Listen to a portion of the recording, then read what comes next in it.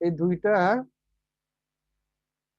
কয়েলের ভেতরে কি ফিজিক্যালি কোনো সম্পর্ক নেই, অর্থাৎ প্রাইমারির সাথে কানেক্টেড সরাসরি কি নাই, সরাসরি কানেক্ট না, secondary coil portion. Primary portion আলাদা, সেকেন্ডারি পোর্শন আলাদা। তো তাহলে যদি আলাদা হয়ে থাকে তারপরে এটা কিসের উপর, কিসের ভিত্তিতে কাজ করে? যেহেতু এটা কি হয়েছে, একটা নির্দিষ্ট কোরের উপর পেঁচানো থাকে, তো ইলেকট্রোম্যাগনেটিক ফিল্ড কি করে ফ্লাক্স কে কি কাট করে, ওই যে যদি, যে আমরা যখনই আমি এর আগে আপনাদেরকে বলেছিলাম যে ম্যাগনেটিক ফিল্ড কি করা যায়, দিক পরিবর্তন করা যায় দুই ভাবে করা যায়। একটা হচ্ছে কি করে, ওই তার যে ম্যাগনেটিক ফিল্ডের দিক পরিবর্তন করে আমরা ম্যাগনিটিউডের বা ইয়ে পরিবর্তন করা যায়, ফ্লাক্সের অভিমুখ বা গতি পরিমাপ চেঞ্জ করা যায়। এটা এসির জন্য এটা সহজ হয়ে গিয়েছে। আর এসি যেহেতু নিজে কি হচ্ছে দিক চেঞ্জ করে, অর্থাৎ অল্টারনেটিং কারেন্টের কি প্রথমে যদি পজিটিভ হয়ে থাকে দিক, কিছু সময় পরে কিছু সময় পরে দেখা যাচ্ছে এটা কি নেগেটিভ দিক হয়ে যাচ্ছে। তো এটা কিসের উপর নির্ভর করে, ফ্রিকোয়েন্সির উপর। তাহলে ইএমএফ ইকুয়েশন যদি আমরা বের করি, আমাদের আজকের কাজ হচ্ছে EMF equation, EMF equation of A transformer. একটু দেখি ঠান্ডা লেগে গেছে। ইএমএফ ইকুয়েশন অফ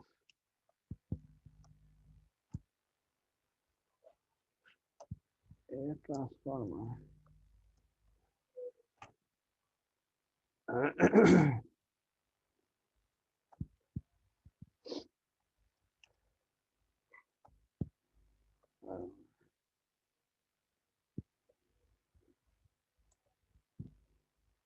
তাহলে আমরা যদি এখন দেখি ট্রান্সফর্ম ইএমএফ ইকুয়েশন বের করার জন্য আমাদের যে কাজটা করতে হবে সেটা হচ্ছে প্রথমে ধরে নিতে হবে যে প্রাইমারি সেকশন যে এনপি দিয়ে নোটেড করা হয়, এনপি যদি বলি আমরা, NP equal to number of turns in primary section. Number of turns মানে হচ্ছে প্যাচের সংখ্যা, অর্থাৎ প্রাইমারিতে কয়টা প্যাচ দেওয়া হয়েছে, ঠিক আছে, in primary section.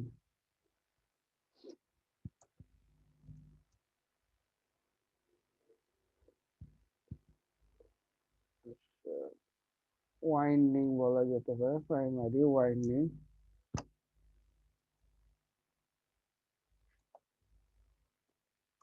Primary winding আর হচ্ছে, তাহলে একই জিনিসই হবে, নাম্বার অফ টার্ন শুধু প্রাইমারি জায়গায় সেকেন্ডারি আসবে এনএস।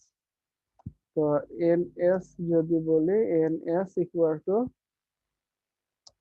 নাম্বার অফ টার্ন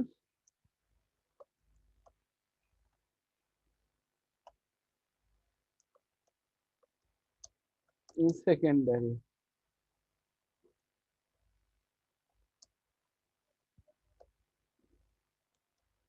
তাহলে এক প্রশ্ন হচ্ছে প্রাইমারি ওয়াইন্ডিং এর নাম্বার অফ টার্নস, এনএস কে বললাম আমি number of turns in secondary winding. তো এইবার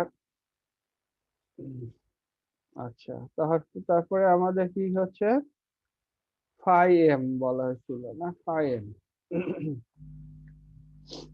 তো ফাই এম হচ্ছে ম্যাক্সিমাম ফ্লাক্স ডেনসিটি বলা যেতে পারে, এটা ফাই এম।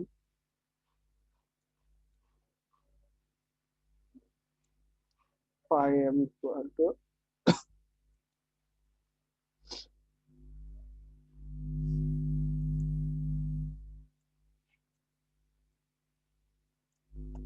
এটা ফাই এম ইকুয়াল টু, এটা কি হবে, maximum flux density, maximum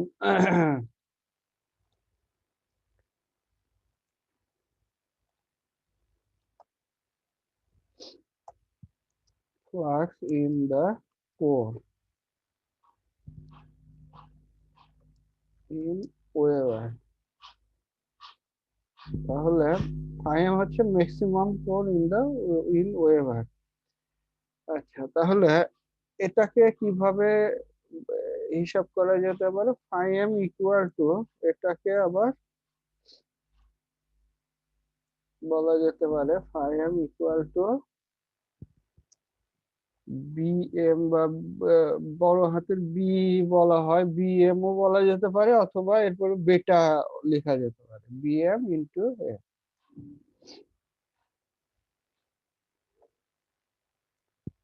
BM হচ্ছে ম্যাক্সিমাম ফ্লাক্স ডেনসিটি, বিএমটাকে বলা হয় ম্যাক্সিমাম ফ্লাক্স ডেনসিটি। তো ম্যাক্সিমাম ফ্লাক্স ডেনসিটিটা কখন হবে? এখন আমরা যদি একটা সিগন্যাল, এসি সিগন্যাল দেখি, এসি সিগন্যালের কি থাকবে? এসি সিগন্যালটাকে যদি আমরা এরকম দেখা যায়, একটা ফুল সাইকেল এসি সিগন্যাল যদি নেই, তাহলে ফুল সাইকেল এসি সিগন্যাল এরকম। তো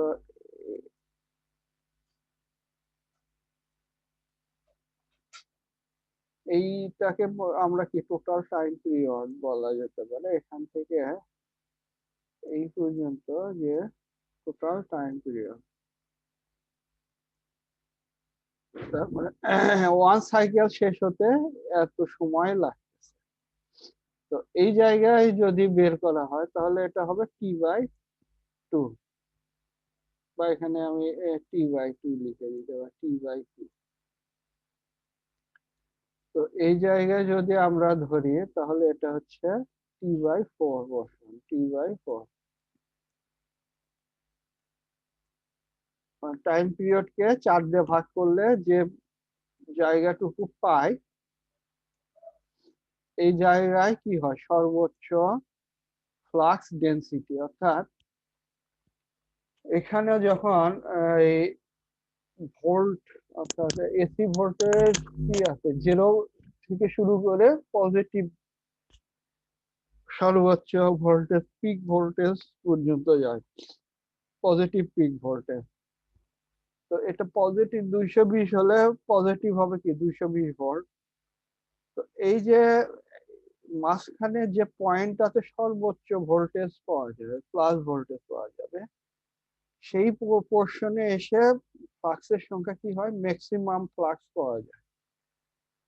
তো আমরা যখন হিসাব করব তখন আমরা কি করব? টি বাই ফোর, মানে টাইম পিরিয়ডকে 4 দিয়ে ভাগ করলে যে পয়েন্টটা পাবো, ওই পয়েন্টে সর্বোচ্চ সংখ্যক কি থাকবে? ফ্লাক্স তৈরি হবে, বা ম্যাক্সিমাম ডেনসিটি, ঘনত্ব সবচেয়ে বেশি থাকবে, ফ্লাক্সের ঘনত্ব। অর্থাৎ প্রথমে পজিটিভ দিকে যখন যাবে, তখন ফ্লাক্সের ঘনত্ব 0 থেকে শুরু করে ভোল্টেজ যখন বাড়তে থাকবে, ফ্লাক্সের ঘনত্ব বাড়তে থাকবে।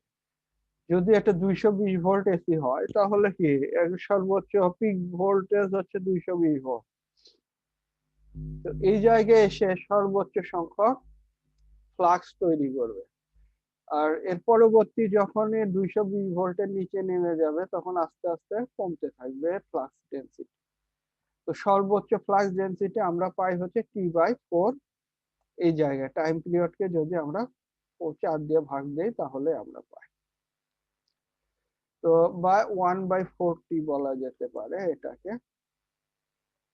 অথবা টি বাই ফোর বলা যেতে পারে। তো আমরা এইবার আমরা কি করব?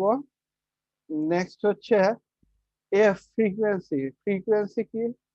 এই যে একটা টাইম পিরিয়ডে ওয়েভ কতটুকু, কতটুকু সময়ে একটা পূর্ণ সাইকেল পূর্ণ করব, সেটা হচ্ছে টাইম পিরিয়ড। এখন এই টাইম পিরিয়ডকে এখন টোটাল 1 সেকেন্ডে কতবার সে এরকম ফুল সাইকেল অতিক্রম করলো, এটাকে কি বলা হচ্ছে? Frequency.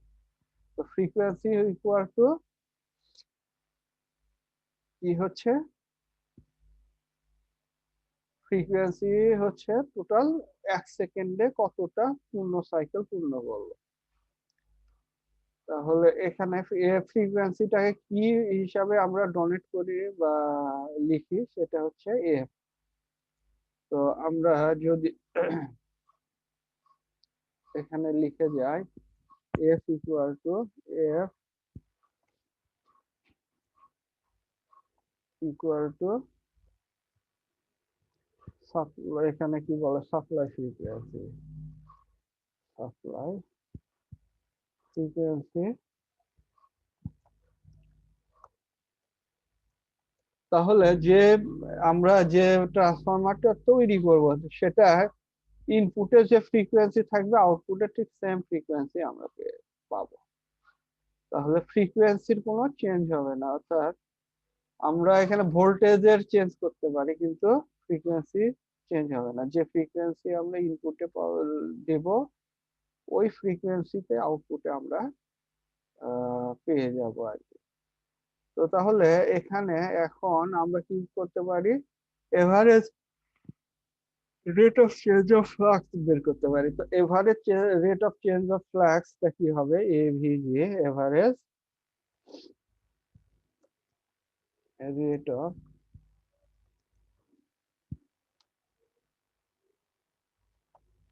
Change of flux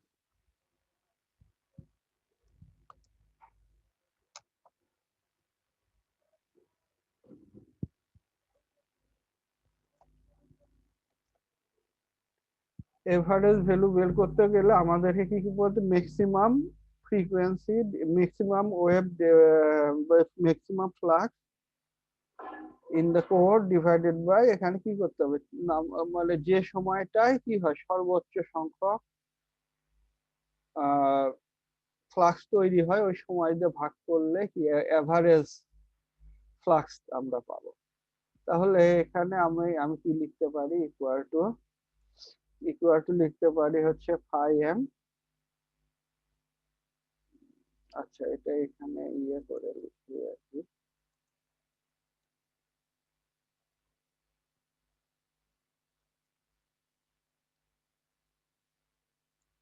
phi M divided by, এটাকে যদি ভাগ করি, কি দিয়ে ভাগ করব, 1/4 টাইম পিরিয়ড দিয়ে ভাগ করলাম, যে সময় সর্বোচ্চ সংখ্যক কি হয়েছে ফ্লাক্স তৈরি হয়েছে, ইনটু, এখন এখানে ইনটু এফ আর কি, ফ্রিকোয়েন্সি ইনটু ফ্রিকোয়েন্সি। এটাকে যে যদি ভাগ দেওয়া হয়, তাহলে আমাদের কি হবে, এই, স্যার এই যে এটা ভাগ দিলাম কত দিয়ে স্যার? হ্যালো, পাই এম রে স্যার ভাগ দিলাম কত দিয়ে স্যার? এই যে টি বাই, মানে এখানে টি এফ দিয়ে ভাগ করতেছে, টি বাই এফ মানে time frequency, time divided by frequency. তো জি স্যার। টাইম হচ্ছে 1/4, ঠিক আছে, জি জি। টাইম ডিভাইডেড বাই ফ্রিকোয়েন্সি দিয়ে ভাগ দিলাম, টি বাই এফ। বা এখানে কি বলা যাবে, ইকুয়াল টু,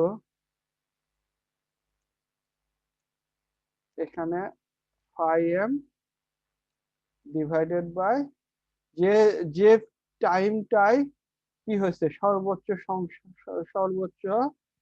সংখ্যক ফ্লাক্স জেনারেট হয়েছে, সেই সর্বোচ্চ সংখ্যক সময়টাকে দিয়ে আমরা যদি ভাগ করি, তাহলে এই এই রেজাল্টটা আসে, ঠিক আছে।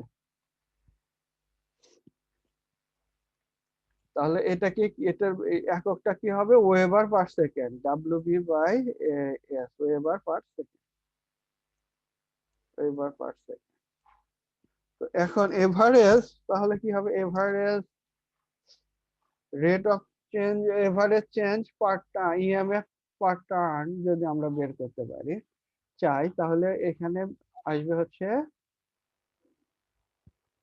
Average,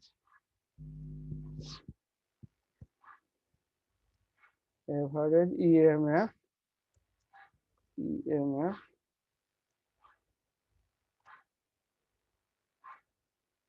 average EMF per turn, একটা টার্নের কত ইএমএফ তৈরি হচ্ছে,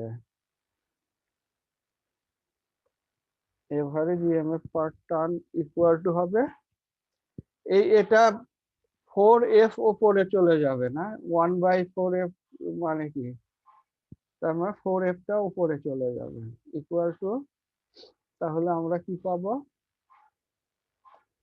4F ইন্টু 5FM,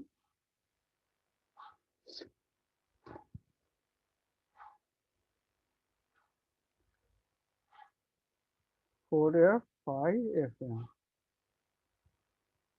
5M আর কি, তাহলে 4F 5M। আচ্ছা, এটাই হচ্ছে নাম। তাহলে একটা টার্নের বিপরীতে এত ভোল্ট উৎপন্ন হবে, এত volt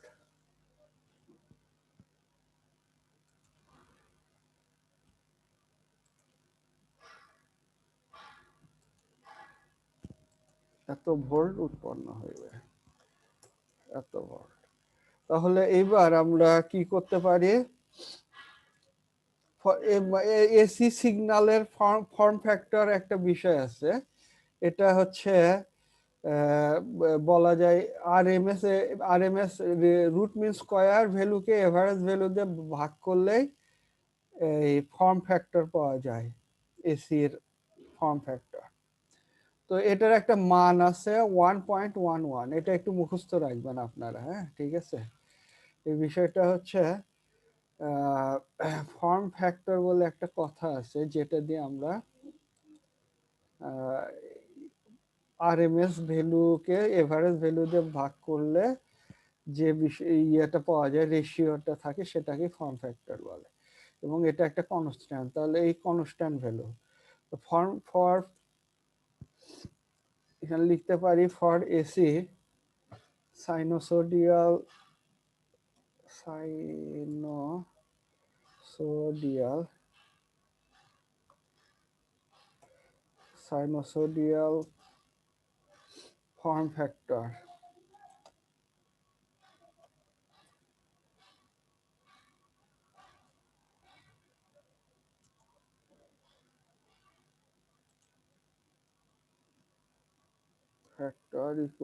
form factor equal to RMS value divided by average, RMS value divided by average value।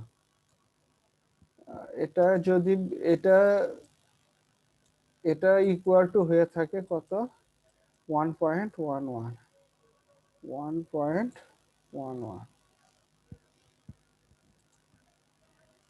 এটা এসির ক্ষেত্রে এটা কনস্ট্যান্ট আর কি, RMS divided by average, form ফ্যাক্টরের 1.11।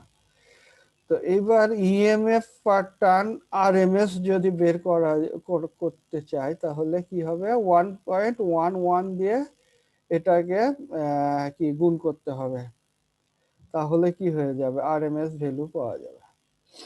আচ্ছা, তো তাহলে এখানে এসি এর, তাহলে আমরা কি করব, এসির আরএমএস যদি বের করতে চাই, ভোল্টেজের আরএমএস, সো তাই কি ইনডিউসড ইএমএফ কত হবে,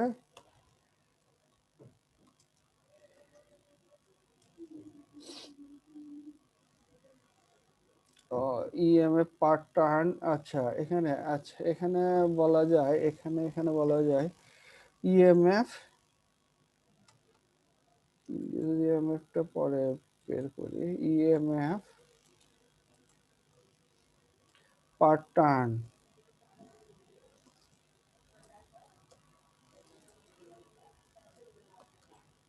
এটাকে আরএমএস ভ্যালু হিসাবে বের করা যায়, আরএমএস ইকুয়াল টু হচ্ছে কত হবে, আমরা এই 1.11 কে দিয়ে গুণ করতে হবে, তারপরে 4F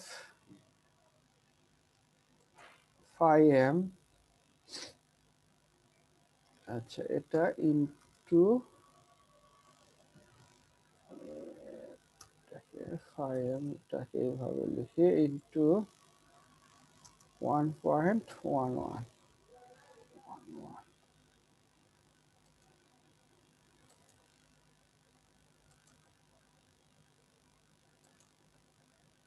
তাহলে আরএমএস ভ্যালু হচ্ছে এত হবে 5m ইন্টু 4f5m। তাহলে এখানে টোটাল আসতেছে কত?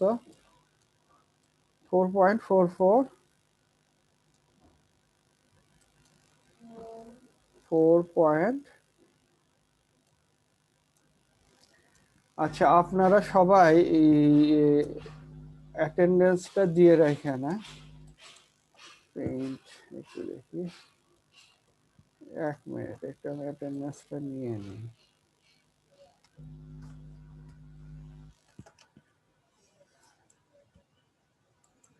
Eight mRNA,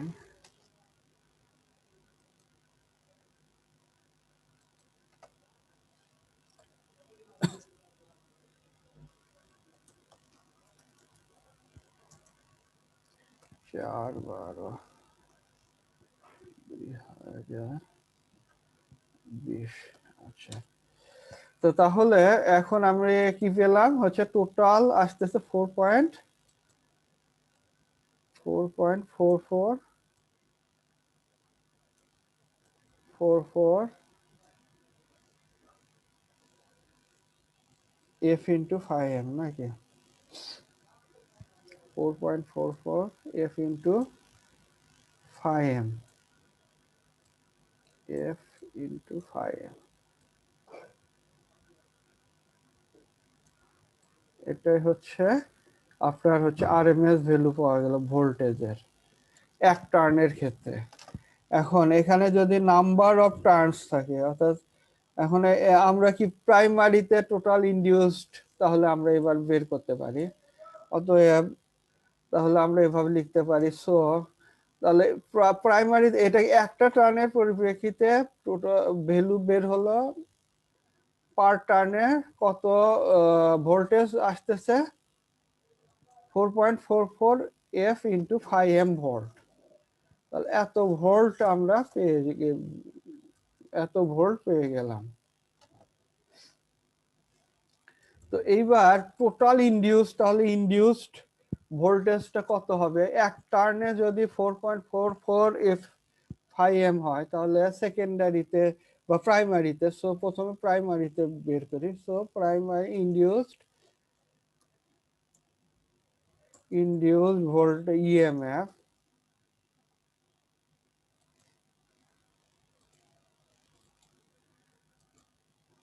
EMF for primary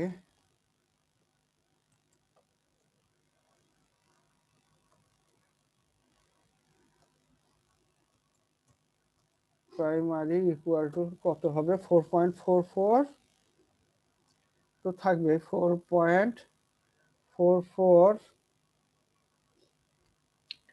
F আসবে এত এফ।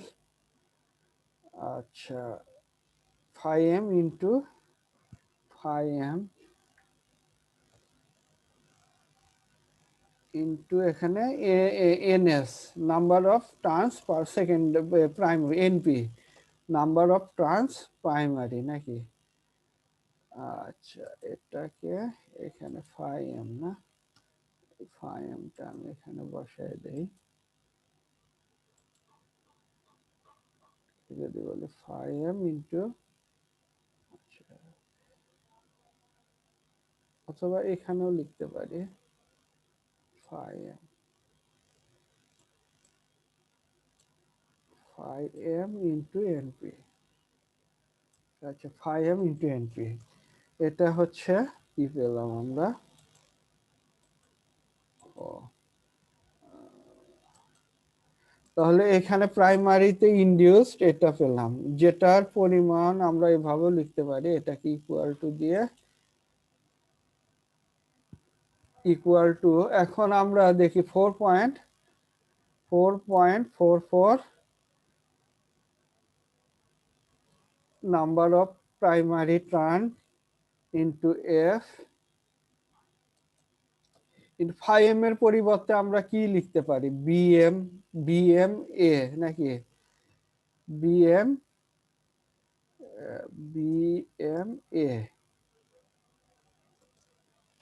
ফাইএম এর পরিবর্তে এর ভ্যালু লিখে দিলাম আর কি, টোটাল ফাইএম ইকুয়াল টু, এখানে যেহেতু কি হয়েছিল আমরা বের করেছিলাম যে কত, phi m equal to B M in B M A. তো এই মানটা আমি এখানে বসায় দিলাম, এই যে বিএম এ, বিএম এ। তো তাহলে এটা পাওয়া গেল আমাদের হচ্ছে এত, এত কি ভোল্ট। আমরা টোটাল, তাহলে total number of volt in primary হচ্ছে সেকশন ইকুয়াল টু কত হবে, এত। এবার সেম জিনিস সেকেন্ডারি সেকশনেও হবে, সেম একই জিনিস সেকেন্ডারি সেকশনেও হবে। সো আর বিএম এর মানটা তো ছিল W B is equal to B M A, তাই না? ডাব্লিউ ওয়েবার, ডাব্লিউবি হচ্ছে ওয়েবার, হ্যাঁ ওয়েবার। ওয়েবারটাই কি sir phi? F M, F M, F M হচ্ছে maximum flux in the in core in weber, ঠিক আছে। এখানে তো স্যার ফাই এর পরিবর্তে বিএম এ লিখলাম না? ফাইএম এর পরিবর্তে বিএমএ লেখা হয়েছে, বিএম, বিএম ইন্টু এ, মানে ওই ওয়েবার ইন্টু ক্রস সেকশন আর কি, ঠিক আছে। ক্রস সেকশন কিসের, আমাদের যে ওই যে কোর নেওয়া হয়েছে, এই কোরের ক্রস সেকশন। স্যার বিএম তো হচ্ছে ম্যাক্সিমাম ফ্লাক্স ডেনসিটি, তাহলে হ্যাঁ, এটা কি আপনার এরিয়া নাকি? Area, area.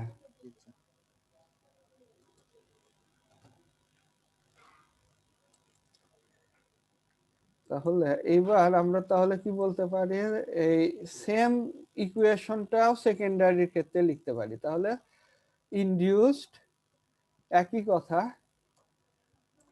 Induced EMF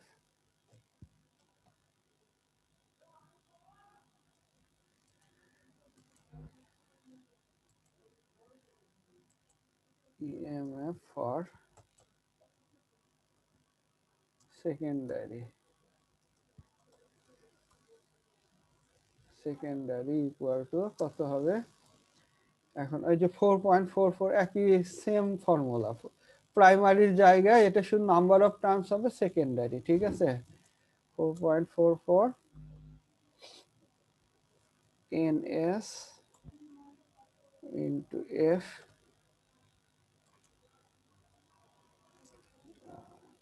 BMA, BMA এত ভোল্ট।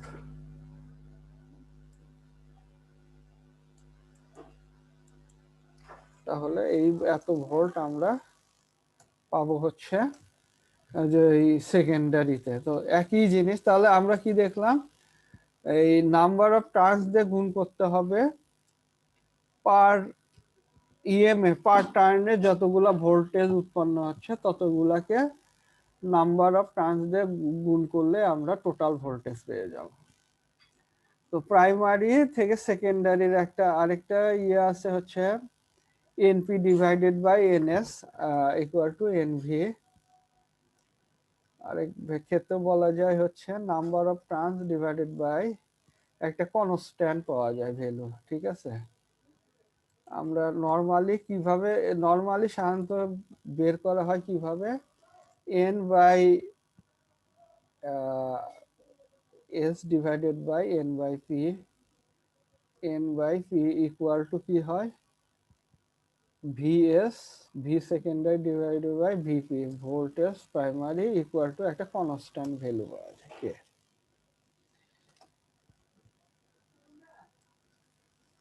তো এইভাবে আমরা কি করতে পারি, কোন ট্রান্সফরমারের ইএমএফ পেতে পারি।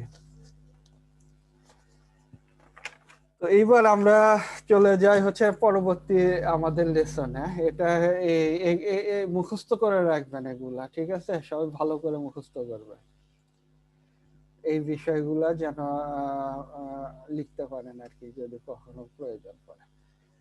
তো ঠিক আছে, তাহলে আমরা নেক্সট ইয়াতে চলে যাচ্ছি। আমি এটা মুছে দিলাম, হ্যাঁ।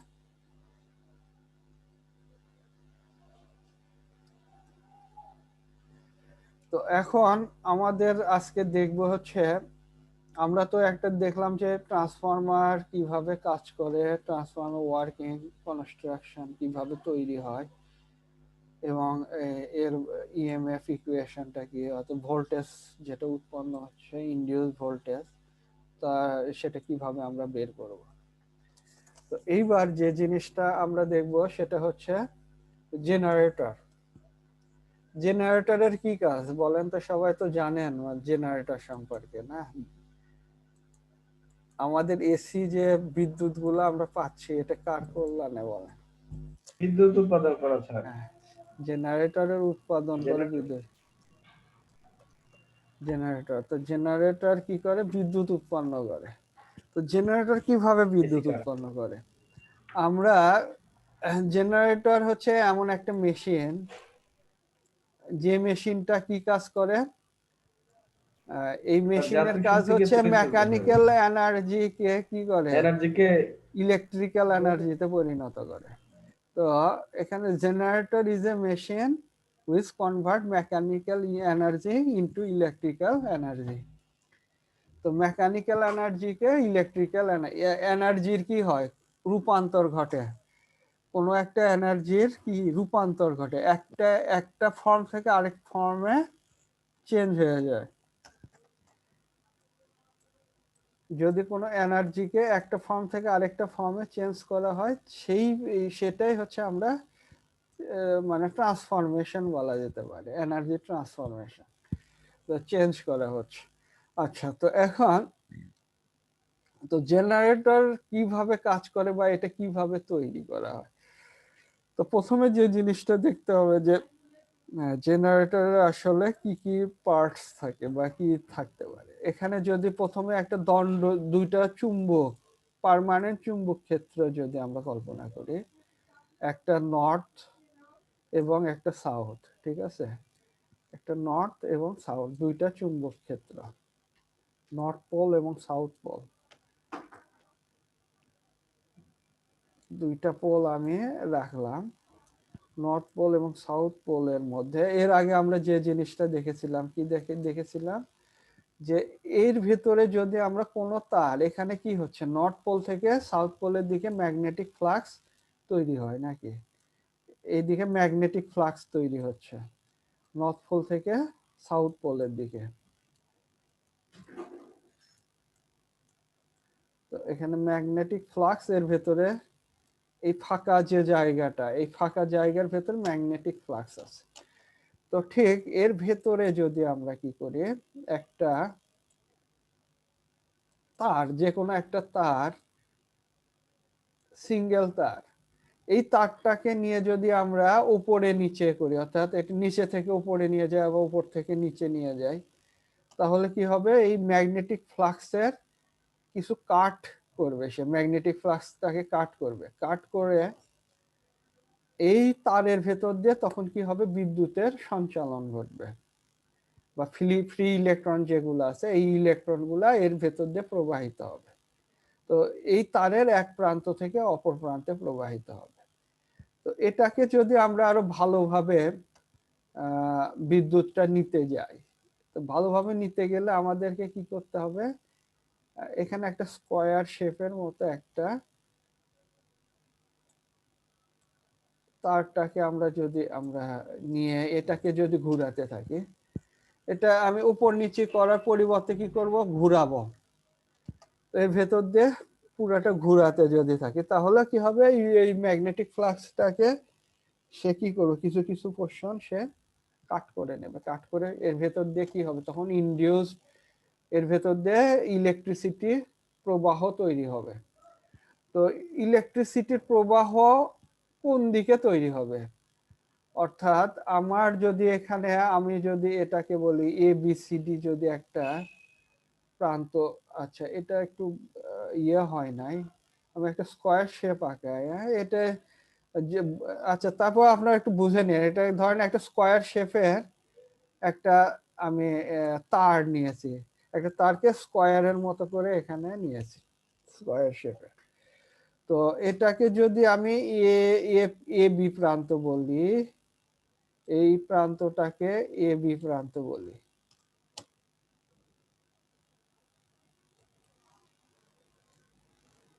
এটা এ প্রান্ত, এটা বি প্রান্ত। এটাকে সি প্রান্ত এবং এটাকে ডি প্রান্ত বলি। চারটা প্রান্ত করলাম, এ বি সি ডি। তো আমি যদি ঘুরাই, অর্থাৎ এটা ঘুরালে কি পারপেন্ডিকুলার পজিশনে একবার আসবে না 90 ডিগ্রি অ্যাঙ্গেলে আসবে? ধরেন এটা সমান্তরালে আছে, অর্থাৎ নর্থ সাউথের সাথে 180 ডিগ্রি অ্যাঙ্গেলে আছে। এটাকে ঘুরায় 90 ডিগ্রি অ্যাঙ্গেলে নিয়ে আসলাম। আবার কি করলাম, 270 ডিগ্রি অ্যাঙ্গেলে গেল, বা ও তারপরে 360 ডিগ্রি অ্যাঙ্গেল। অর্থাৎ প্রত্যেকটা অ্যাঙ্গেলে ঘুরাচ্ছে। ঠিক আছে, যদি ঘুরানো হয় এটাকে, সাপোজ আপনাদেরকে আমি পজিশনটা, জাস্ট আমাদের কাজ হচ্ছে এটাকে পজিশন চেঞ্জ করা। তো ঘুরালে যতবার ঘুরাবো তখন কি হবে, এর ভেতর দিয়ে বিদ্যুৎ প্রবাহ শুরু হবে। তো এখন বিদ্যুৎ প্রবাহ কোন দিকে হবে, আমি এ বি সি ডি এই তারটাকে নিলাম, তো এ বি সি ডি এই তারটা, তো কখন এ থেকে বির দিকে বিদ্যুতের প্রবাহ ঘটবে এবং কখন সি থেকে ডির দিকে প্রবাহ হবে। অর্থাৎ এ প্রান্ত থেকে শুরু করে বির দিকে ইলেকট্রিসিটি প্রবাহিত হয়ে সি হয়ে ডি হয়ে বের হয়ে আসবে। তো এখানে যদি আমরা এই প্রাথমিক অবস্থায় এই পুরাটা ঘুরাতে থাকে, এখানে স্লিপ রিং বলে একটা কথা আছে, স্লিপ রিংস। তো এখন আমাদের দুইটা প্রান্ত আছে, এ প্রান্ত এবং বি প্রান্ত। এ প্রান্তে একটা স্লিপ রিং আমি বসায় দিলাম, এখানে একটা স্লিপ রিং বসালাম, এবং বি প্রান্তে আরেকটা স্লিপ রিং বসালাম, এখানে আরেকটা স্লিপ রিং বসালাম। এই স্লিপ রিংটা কিসের সাথে সংযুক্ত হয়েছে, তারের সাথে সংযুক্ত হয়ে আছে। অর্থাৎ এই তারটা ঘুরবে এই রিং এর চতুর্দিক হয়ে ঘুরতে থাকবে। তো এখন আমি যদি এই স্লিপ রিং থেকে দুইটা তার বের করে নিয়ে এখানে যদি কোনো একটা বাল্বের সাথে সংযুক্ত করে দেই, ইলেকট্রিক বাল্ব, তখন দেখা যাবে যে ইলেকট্রিক বাল্বটা জ্বলতেছে, গ্লো করতেছে, বাল্বটা জ্বলতেছে, আলোর বিচ্ছুরণ ঘটাচ্ছে। তাহলে এখানে যে কারেন্টটা উৎপন্ন হবে, তো সেই কারেন্টটা এসি কারেন্ট উৎপন্ন হবে। তো এই কারেন্টের দিকটা দুই ভাবে চেঞ্জ হচ্ছে। কিভাবে, যখন এ এবং বি প্রান্ত এটাকে ক্রস করে নর্থ এবং সাউথ পোল, নর্থ এবং সাউথকে ক্রস করে যখন একদম পারফেক্ট 90 ডিগ্রি অ্যাঙ্গেলে অবস্থান নেবে, 90 ডিগ্রি অ্যাঙ্গেলে যখন আসবে, তখন এখানে এই যে প্রথমে যে ঘূর্ণনের ফলে এ বি প্রান্ত নিচের প্রান্ত থেকে উপরের প্রান্তে উঠে আসলে তখন কি হবে, এর ভেতরে যে বিদ্যুৎ প্রবাহ হবে, এটা ফ্লেমিংস এর রাইট হ্যান্ড রুলস আছে। ফ্লেমিং রাইট হ্যান্ড রুলটা কি, যদি আমরা এই ঘূর্ণনের দিকটাকে যদি থাম বা বুড়ি আঙ্গুলির দিকে নির্দেশ করি, এই বুড়ি আঙ্গুলিটাকে উপরের দিকে ধরলে, মানে আমরা আমাদের তিনটা নখ যদি আমরা নেই, বুড়ি আঙ্গুল, তারপরের যে পোর্শনটা বুড়ি নখ, তারপরের পোর্শন ইন্ডেক্স ফিঙ্গার, আর হচ্ছে কি ফিঙ্গার, ইন্ডেক্স ফিঙ্গার এবং রিং ফিঙ্গার, এই তিনটা, রিং ফিঙ্গার, ইন্ডেক্স ফিঙ্গার আর হচ্ছে থাম্ব, এই তিনটা যদি আমরা নেই, থাম্বটাকে যদি উপরের দিকে রাইট হ্যান্ড, আমি হচ্ছে কি ডান হাতটা নিলাম, ডান হাতে তিনটা নখ নিলাম, একটা নখকে কি করলাম, থাম্বটাকে উপরের দিকে রাখলাম, তারপরে এই যে ইন্ডেক্স ফিঙ্গারটাকে সোজা রাখলাম এবং ইন্ডেক্স ফিঙ্গারের থেকে 90 ডিগ্রি অ্যাঙ্গেলে আরেকটা নখ নিলাম, নিলে আমাদের আমার যদি এই ইয়ের গতি, অর্থাৎ ঘূর্ণনের গতি যদি বুড়ি আঙ্গুলের দিকে নির্দেশ করে, অর্থাৎ এটা যদি ক্লকওয়াইজ গতি হয় বা উপরের দিকে গতি নির্দেশ করে, তাহলে ইন্ডেক্স ফিঙ্গার নির্দেশ করবে হচ্ছে, এটা যদি বলরেখা যদি নির্দেশ করে হচ্ছে এই যে রিং ফিঙ্গার যদি বলরেখা নির্দেশ করে, তাহলে স্যার স্ক্রিন মনে হয় আটকে আছে স্যার। স্ক্রিন আটকে আছে। আচ্ছা ঠিক আছে, আপনাদেরকে আমি একটু দেখাচ্ছি। আপনাদেরকে স্যার হ্যালো, স্যার বলছে আমাদের তো পরীক্ষা খুব সন্নিকটে চলে আসছে, আপনার জি পরীক্ষা স্যার। কমে পড়ছে স্যার, আমাদের কিছু সাজেশন দিলে ভালো হয় স্যার একটু। সাজেশন দিলে ভালো হয়। সাজেশন ছাড়া কেন পরীক্ষা দিতে পারেন না আপনারা? স্যার ছোট থেকে সাজেশন ছাড়াই দেইনি স্যার, হ্যাঁ, কেন সাজেশন পরীক্ষা লাগবে? দেইনি স্যার। সাজেশন লাগবে এমন কথা আছে? স্যার শর্ট টাইমে ভালো হয় স্যার। এসেছে তো এই কারণে স্যার সাজেশনটা দিলে ভালো হয়। অনেকগুলা শীট তো কোন থেকে কি কোশ্চেন করবে না আসলে বুঝতেই পারতেছি না আসলে। আচ্ছা তারপরে স্যার 6 মাসের সেমিস্টার 4 মাসে ক্লোজ হয়ে যাইতেছে, এটারও তো একটা ব্যাপার আছে, একটু হেল্প না করলে কেমনে হবে স্যার বলেন? আচ্ছা ওই নেটে ক্লাস তো অনেক সময় নেট কাটা যায়, ক্লাস আচ্ছা করা ঠিক আছে, অসুবিধা নাই। আপনাদের ওই সেকেন্ড হাফে অর্থাৎ ওই রাতের ক্লাসে আমি আপনাদেরকে একটা সাজেশন দিয়ে দেবো ভাইলে, ঠিক আছে? ঠিক আছে sir, okay thank you sir, sir. Thank you sir. আচ্ছা আচ্ছা, এখন আপনাদেরকে আমি একটু নিয়ে গিয়ে দেখাই যে ফ্লেমিং রাইট হ্যান্ড রুল যদি আমরা দেখি সেক্ষেত্রে কিভাবে আমরা দেখবো আর কি। বিদ্যুৎটা আসলে প্রবাহটা কিভাবে ঘটে একটু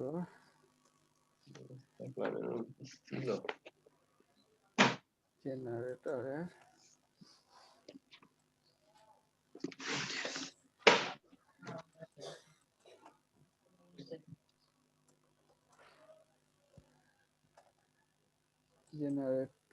কনস্ট্রাকশন।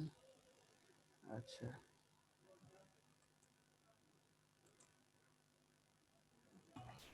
স্যার মিড কত মার্কস থাকবে স্যার মিডে এই ফাইনালে?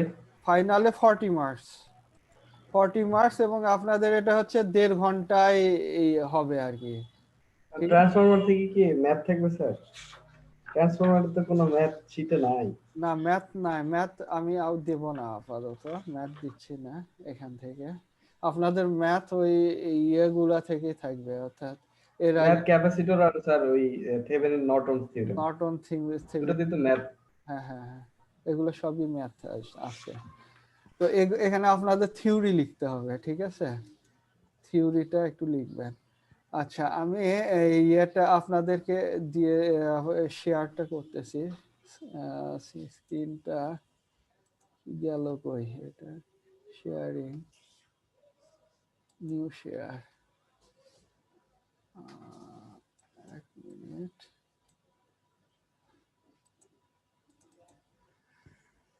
আপনারা এই যে এখানে দেখেন, এই যে একটা হচ্ছে স্যার। জি ঘুরতেছে, স্যার, জি স্যার। এখানে এখানে দেখেন এই যে ঘুরতেছে এই জায়গায়, এখানে দুইটা আমাদের কি এখানে দুইটা চুম্বক রাখা হয়েছে, একটা প্রাইমারি ওয়াইন্ডিং নর্থ সাউথ, এটা দুইটা নর্থ এবং সাউথ দুই পোলের দুইটা চুম্বক এখানে পার্মানেন্ট ম্যাগনেট রাখা হয়েছে দুই পাশে, যার ভেতর দিয়ে একটা তার, এখানে একটা তার নিয়ে আসা হয়েছে। এই তারটা কি হচ্ছে, ঘুরতেছে, এই তারটা ঘুরতেছে, এবং এই যে পিঙ্ক কালারের একটা রিং দেখতে পাচ্ছেন, এবং এই যে এখানে একটা ব্লু কালারের রিং দেখতে পাচ্ছেন, এই দুটাকে কি বলে, এইটা হচ্ছে স্লিপ রিং বলে, ঠিক আছে? Slip ring. এই রিং এর ভেতরে দুইটা তারের দুই পাশে দুইটা রিং এর সাথে দুইটা তারের সংযোগ আছে, এই রিংটাও ঘুরতেছে। তো এই রিং ঘুরতেছে, দুই পাশে দুইটা কার্বন ব্রাশ ওই রিং গুলোর সাথে কার্বন ব্রাশের সংযোগ করা হয়েছে, স্যার কার্বনের কাজ কি স্যার? কন্টাক্ট করা, অর্থাৎ কার্বনের কাজ হচ্ছে ওই ইলেকট্রিক প্রবাহ কালেক্ট করবে, এই রিং থেকে ইলেকট্রিক ফ্লোটা কালেক্ট করে তারের, এটা হচ্ছে ফিক্স হয়ে থাকবে। এর কার্বনটা এমন ভাবে সংযোগ হয় এটা ঘষা লাগতে থাকে, অর্থাৎ ইয়ে তো ঘুরতেই থাকে, ওই যে রিং তো ঘুরতেই থাকে ভেতরে। জি স্যার। তো এই ঘুরতেছে, কিন্তু এই কন্টাক্ট রিং এর সাথে কন্টাক্ট করে কালেক্ট করতেছে ইলেকট্রিসিটি, এই কার্বন ব্রাশটা, ঠিক আছে? তো এই যে দেখেন এখানে এই যে এখান থেকে এই যে রোটেট করতেছে, রোটেট হচ্ছে, এখানে ম্যাগনেটিক ফ্লাক্স যেটা জেনারেট হচ্ছে এই দিক থেকে, তাহলে বিদ্যুতের ফ্লো তৈরি হচ্ছে বিভিন্ন রকম। আচ্ছা, এখানে এই যে বিদ্যুতের প্রবাহ বিভিন্ন সময় এই যে দেখেন এখানে দেখাচ্ছে, ফার্স্টের দিকে আসি, এই যে ইলেকট্রিসিটির ফ্লোটা এখানে দেখাচ্ছে। এখানে কোথায় হচ্ছে, প্রথমে এই যে দেখেন এই যে লাল তারের ভেতর দিয়ে ইলেকট্রিসিটি চলে যাচ্ছে, ওই যে উপরে এই যে লালের মতো একটা অংশ আছে না, এটা কি বলে, এটাকে বলা যেতে পারে পিঙ্ক কালার। এই পিঙ্ক কালারের যে পোর্শনটা আছে, এই পিঙ্ক কালারের ভেতর দিয়ে এই ডিরেকশন, ইলেকট্রন ফ্লো ডিরেকশন দেখানো হচ্ছে, ইলেকট্রিসিটি প্রবাহ কোন দিকে হচ্ছে।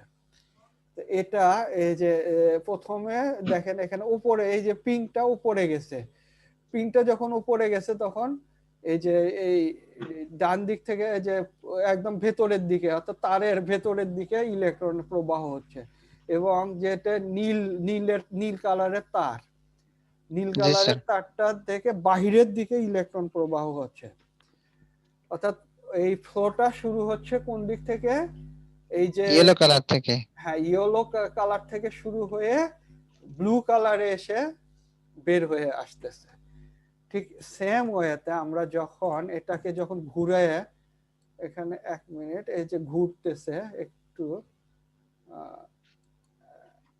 আবার একটু দেখি, এই যে প্রথমে আচ্ছা একটা তার দিয়ে এখানে দেখানো হয়েছে, একটা তারের পরিবর্তে আমরা কি করলাম, পরবর্তী সময়ে আমরা একটা রেক্টাঙ্গুলার তার নিলাম এবং রেক্টাঙ্গুলার তারটাকে ঘুরানো শুরু করলাম। তো রেক্টাঙ্গুলার তারটাকে ঘুরানো শুরু করার ফলে ইলেকট্রনের প্রবাহ শুরু হলো। এই যে দেখেন এই প্রথমে এই যে লাল প্রান্ত উপরে ছিল, লাল প্রান্ত উপরে থাকাকালীন সময়ে কি হয়েছিল, ইলেকট্রনের প্রবাহ কোন দিকে ছিল, উপর থেকে নিচের দিকে ছিল। লাল প্রান্তটা নিচের দিকে যখন চলে গেল তখন ওই ডিরেকশনটা কি চেঞ্জ হয়ে গেল। জি স্যার। অর্থাৎ নীল তার থেকে এখন আগে ছিল লাল তার থেকে নীল তারের দিকে কারেন্টের ফ্লো ছিল। এইবার কি হচ্ছে, যেহেতু নীল তারটা উপরের দিকে চলে আসছে এবং লাল তারটা নিচের দিকে চলে গিয়েছে, তখন ইলেকট্রনের প্রবাহটা কি হয়েছে, নীল তার থেকে লাল তারের দিকে যাচ্ছে। তো এটাকে যদি আমরা বলি, এটাকে ইন্ডিকেট করার জন্য আমাদেরকে কি করতে হবে, ফ্লেমিংস রাইট হ্যান্ড রুল, এইভাবেই হচ্ছে ইলেকট্রিসিটির প্রবাহ হচ্ছে। এই ইলেকট্রিসিটির প্রবাহ কখন এবং কোন দিকে হচ্ছে এটা বের করার জন্য Fleming's right hand rule follow করতে হয়। তো ফ্লেমিংস এর রাইট হ্যান্ড রুলটা কি, রাইট হ্যান্ড রুল হচ্ছে এই যে এখানে যে হাতটা আছে, এখন ডান হাতটাকে যদি আমরা এইভাবে দেখাই, অর্থাৎ আমাদের এই যে ডান হাত বুড়ি নখ ইন্ডেক্স ফিঙ্গার বা থামটাকে যদি আমরা উপরে ডিরেকশন দেখা, যে আমাদের যে রোটেটর বা রোটর যেটা আছে, রোটরের ঘূর্ণন দিকটা যদি আমরা নির্দেশ করি, রোটরের ঘূর্ণন দিকটা কি নির্দেশ করতেছি, এটাকে যদি আমরা বলি এই যে রাইট হ্যান্ড রুল বলা হয়, অর্থাৎ ডান ফ্লেমিংস এর রাইট হ্যান্ড রুল। এটাকে কি করলাম, থামটাকে ওই যে থাম্বের দিকটাকে আমরা কি বলবো, ঘূর্ণনের দিক, অর্থাৎ আমাদের যে রোটর হচ্ছে রোটরের ঘূর্ণনের দিক থাম, আর হচ্ছে এই যে ইন্ডেক্স ফিঙ্গার যেটা এটা ইন্ডিকেট করতেছে, এটা হচ্ছে এটা ওই ম্যাগনেটিক ফ্লাক্সের দিক, ইন্ডেক্স ফিঙ্গার মানে ওই বুড়ি নখের পরের যে নখটা আছে ওটাকে ইন্ডেক্স ফিঙ্গার বলা হয়। তো ইন্ডেক্স ফিঙ্গারটা দেখাচ্ছে যে ম্যাগনেটিক ফ্লাক্সের দিক, এবং এই যে যেটা হচ্ছে আমাদের রিং ফিঙ্গার, অর্থাৎ রিং ফিঙ্গারটা দেখাচ্ছে কি, এই যে 3 নাম্বার যে নখটা, এটা দেখাচ্ছে বিদ্যুৎ প্রবাহের দিক। তাহলে এটাকে ফ্লেমিংস রাইট হ্যান্ড রুল হিসাবে বলা যেতে পারে, যে আমরা এই বুড়ি নখটাকে বলা হচ্ছে যেহেতু রোটর কোন দিকে ঘুরতেছে সেটার দিক নির্দেশ করতেছে নিচের দিক থেকে উপরের দিকে, এই এই ইন্ডেক্স ফিঙ্গার নির্দেশ করতেছে হচ্ছে ম্যাগনেটিক ফ্লাক্স, আর যে রিং ফিঙ্গার সেটা নির্দেশ করলো হচ্ছে ইলেকট্রন প্রবাহের দিক, মানে এই ইলেকট্রন প্রবাহের দিক। এটাই হচ্ছে এইভাবে আসলে জেনারেটর কাজ করতেছে। এটা তাহলে এটা কি হচ্ছে, এটা কি জেনারেট করলো, আমাদের এসি কারেন্ট জেনারেট করলো। এটাকে যদি আমরা দেখি এটা কি জেনারেট করতেছে, এসি কারেন্ট জেনারেট করতেছে, ঠিক আছে। জি স্যার। তো এখন আমরা কি করতে পারি যে তাহলে এসি কারেন্ট এবং ডিসি কারেন্ট, তো দুই ধরনের কারেন্টই জেনারেটর উৎপন্ন, তার ডিসি জেনারেটর কি কাজ করে, ডিসি কারেন্ট উৎপন্ন করে, আর এসি জেনারেটর কি করতেছে, এসি কারেন্ট উৎপন্ন করতেছে। তো এখন আমরা ডিসি জেনারেটরের ক্ষেত্রে যদি যাই, তো এসির ক্ষেত্রে আমরা কি দেখলাম, যে এখানে স্লিপ রিং যদি আমরা বসাই তাহলে আমরা কি পাই, জেনারেটরের প্রান্ত থেকে এসি কারেন্টটা পেয়ে যাই। তো এখন আমরা ডিসি কারেন্ট পেতে চাই, তো ডিসি কারেন্ট যদি পেতে চাই তাহলে আমাদের যে কাজটা করতে হবে সেটা হচ্ছে যে স্লিপ রিং এর পরিবর্তে আমাদের স্প্লিট রিং ব্যবহার করতে হবে। স্লিপ রিং হচ্ছে পুরাটাই, মানে পুরাটাই কি আছে, পুরাটাই সংযোগ আছে, আর স্প্লিট রিং হচ্ছে সংযোগ ভেতরে কাটা, ঠিক আছে, ভেতরে কাটা থাকবে। এখানে তো পুরাটাই তো একটা রিং, পুরাটাই রিং দেখা যাচ্ছে। তো এখানে এটাকে যদি আমরা চেঞ্জ করে দেই, এটা তাহলে দেখেন এখানে যে জেনারেট হচ্ছে তাহলে কারেন্টের দিক কিন্তু আমাদের পরিবর্তন হচ্ছে। এখানে একটা জিনিস লক্ষ্য করেন, এই পারপেন্ডিকুলার পজিশনে এসে কারেন্টটা কিন্তু পারপেন্ডিকুলার পজিশনে এসে কারেন্টটা মানে প্রায় স্থির হয়ে যাচ্ছে, তারপরে যখন আবার এটা 180 ডিগ্রি অ্যাঙ্গেলে চলে যাচ্ছে, অর্থাৎ এই নর্থ এবং সাউথ এটা মাঝামাঝি একই মাঝে, অর্থাৎ বলরেখাগুলো যেটা আছে, অর্থাৎ ম্যাগনেটিক ফ্লাক্স যেখানে আছে, এই ম্যাগনেটিক ফ্লাক্সের যদি এই সাথে 180 ডিগ্রি অ্যাঙ্গেলে যদি থাকে, 180 ডিগ্রি অ্যাঙ্গেলে, তখন কারেন্টের প্রবাহটা এখানে ঠিকভাবে মানে স্টার্ট হয়ে যায়। যখন আবার উপরে 90 ডিগ্রি অ্যাঙ্গেলে যায় তখন কমে যায়। যখন আবার ম্যাক্সিমাম ফ্লাক্স মানে ডেনসিটি তো তখন উপরের দিকে যখন থাকে তখন তো ম্যাক্সিমাম ফ্লাক্স পায় না, তাই না, ফ্লাক্সের কিছু কম পোর্শন পায়। যখন আবার নিচের দিকে আসে ঠিক সেই সময় কি হয়, মানে 180 ডিগ্রি অ্যাঙ্গেলে আসলে সর্বোচ্চ সংখ্যক ফ্লাক্স পেয়ে যায়। তো এইভাবেই এই যে ইলেকট্রনের প্রবাহ কি হচ্ছে, যেহেতু এই ইয়েটা চেঞ্জ হয়ে যাচ্ছে, তারটা চেঞ্জ হচ্ছে, তো ইলেকট্রন প্রবাহ এই বাল্বের ভেতর দিয়ে দুই দ্বিমুখী হচ্ছে, কখনো ডান থেকে বামে যাচ্ছে, কখনো বাম থেকে ডানের দিকে আসতেছে। তো দুই দিকেই ইলেকট্রনের প্রবাহটা হয়ে যাচ্ছে। তো এইবার যদি আমরা এই যে এখন দেখেন এই যে স্লিপ রিং আসলে দেখতে কেমন, স্লিপ রিংটা আমরা কি বলতে পারি, এটা এভাবে আমরা দেখতে পারি যে এই রিংটা হচ্ছে একটা ব্রাশের সাথে সংযুক্ত আছে, এই ব্রাশের সাথে, এবং আমরা এখানে কি দুইটা ব্রাশ বলতে হচ্ছে কার্বনের একটা টুকরা দেওয়া থাকে, কার্বন ব্রাশ যেটা বলা হয়, কার্বনের একটা টুকরা, কার্বনটা ইলেকট্রন সুপরিবাহী, ঠিক আছে। এই জন্য এটা আমরা বলতে পারি যে এই যে ব্রাশের সাথে একটা রিং যদি সংযোগ করে দেওয়া হয়, সেখানে এই রিংটা ঘুরতেছে তারের সাথে সংযুক্ত হয়ে, আর আমরা কার্বন ব্রাশটা কি একটা সময় ক্ষয় হয়ে যাবে? হ্যাঁ, ক্ষয় হতে এটা থাকে, কি স্যার? এটাকে রিপ্লেস করতে হয়, ক্ষয় হতে থাকে। আচ্ছা স্যার, এটা হচ্ছে ওই যে স্যার যে অ্যাঙ্গেল যতটুকু জানা যায় স্যার, কার্বন ব্রাশ তো অনেক মানে বেশি লং টাইম হয় না, কিছুদিন পর পর রিপ্লেস করতে হয়, একটা শিডিউল মেইনটেনেন্স করতে হয়। হ্যাঁ, এটা শিডিউল কামরুল ভাই, এটা হচ্ছে হ্যাঁ চেঞ্জ করতে হয়, ক্ষয় হয়ে গেলে এটা আবার রিপ্লেস করতে হয়। হ্যাঁ দেখি তো, যে শিডিউল মেইনটেনেন্স করতে হয়, এত ঘন্টা চলার পর অটোমেটিক। ওটাই। এরপরে যদি আমরা এই যে এখানে দেখেন একটা স্প্লিট রিং ব্যবহার করা হয়েছে, এর আগে আমরা কি করেছিলাম, round ring sir, round ring, slip ring use করছিলাম। তো তো স্লিপ রিং ইউজ করে আমরা যে বিদ্যুৎটা পেয়েছিলাম সেটা ছিল এসি বিদ্যুৎ। তো আমরা কোনো একটা জেনারেটর থেকে, যদি এটা একটা জেনারেটর, ঠিক আছে, তো জেনারেটরটা কি হচ্ছে, আমরা কি করলাম, এই যে যে দণ্ড ইয়ে ছিল, ম্যাগনেটিক কোর ছিল, কোরটাকে কি করেছি, ইলেকট্রিক মানে কয়েল, যেটা কয়েলটাকে, ম্যাগনেটিক কোর তো ঠিকই থাকবে দুই পাশে, দুইটা ফিক্স, আমরা এই ম্যাগনেটিক যে কয়েলটা ছিল কয়েলটাকে আমরা ঘোরাতে থাকলাম। তো কয়েলটাকে ঘোরানোর ফলে এই ফ্লাক্স, যেহেতু ম্যাগনেটিক ফ্লাক্সটা কি হচ্ছে, এটাকে প্রভাব বিস্তার করে, সেজন্য ম্যাগনেটিক ফ্লাক্সকে কেটে ফেলে ইলেকট্রন প্রবাহ, যেহেতু রিং ইউজ করছে, রিংটাও ঘুরতেছিল কার সাথে, তারের সাথে সাথে রিংটাও ঘুরতেছিল, এই জন্য এটা কি হচ্ছিল, আমাদের ইয়ের দিকটা চেঞ্জ হচ্ছিল না। তো প্রান্তটা কিন্তু আমাদের এই একই রকম থেকে গিয়েছে, যার ফলে জি স্যার। এই প্রান্তটা যখন ঘুরে অপোজিট প্রান্তে যায়, তখন যদি প্রথম বাম পাশের পোর্শনটাকে 1 নাম্বার টার্মিনাল এবং ডান পাশেরটাকে যদি 2 নাম্বার টার্মিনাল হিসাবে ধরতাম, তাহলে দেখা যেত কি, এই যে 1 নাম্বার টার্মিনালের থেকে ইলেকট্রন প্রবাহ একবার এই বাল্বের দিকে যাচ্ছে, আর একবার দেখা যাচ্ছে যে এই বাল্ব থেকে টার্মিনালের দিকে যাচ্ছে, দুই দিকে ইলেকট্রন প্রবাহ হচ্ছে। এজন্য এই প্রবাহটা, আগের প্রবাহ ছিল এসি।